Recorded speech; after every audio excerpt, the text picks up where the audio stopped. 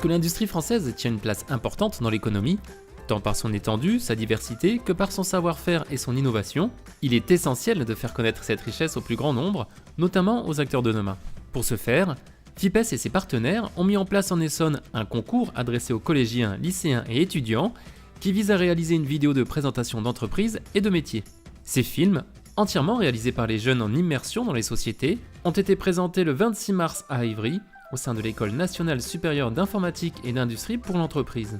6 prix ont été désignés par un jury composé de professionnels de l'industrie et de la communication.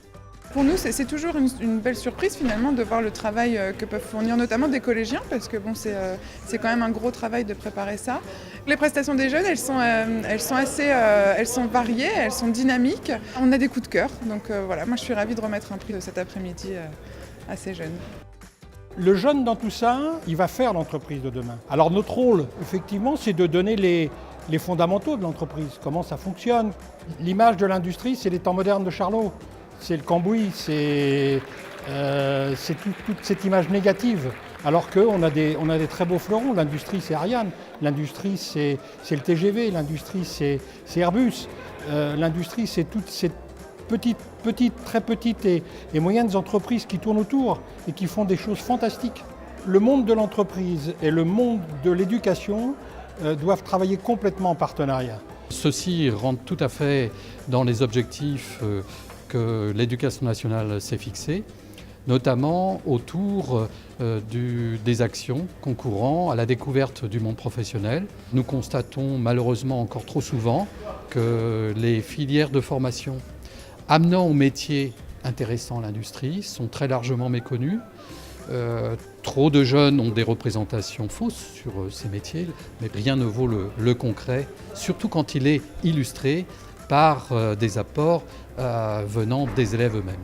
C'est la raison pour laquelle en découverte professionnelle, on essaie de rencontrer vraiment les gens sur leur lieu de travail pour que les élèves se rendent compte à la fois des conditions, des horaires, un petit peu de la façon dont les gens travaillent et pourquoi pas susciter des vocations si jamais bien, ils étaient aussi intéressés.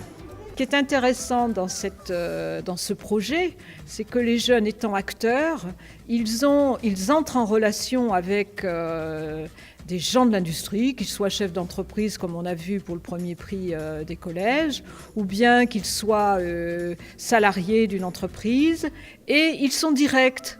Je trouve que c'était assez important de découvrir et de s'instruire en même temps. On a découvert plus la vie professionnelle, on a découvert des choses qu'on ne connaissait pas, ce qui peut peut-être nous guider vers de nouvelles professions. Ça permet de faire d'une pierre deux coups et de toucher des grosses entreprises et également des étudiants à travers une vidéo qui reste un format qui est très ludique et qui est, disons, que les gens ont plus envie de regarder qu'un simple texte ou qu'une description sur un site. Donc du coup, en cela, c'était vraiment une bonne expérience. Et là, on a un avis plus professionnel sur nos vidéos et ça fait plaisir de savoir qu'on a gagné quelque chose pour notre travail. Ça fait chaud au cœur, ça fait plaisir, ça nous montre qu'on a réussi. Le travail qu'on a fait, voilà, ça a donné quelque chose. Ça a été récompensé. C'était une bonne expérience et je ne regrette pas de l'avoir fait. Mission accomplie donc pour cette opération de sensibilisation de l'industrie auprès de jeunes, visiblement très motivés. Si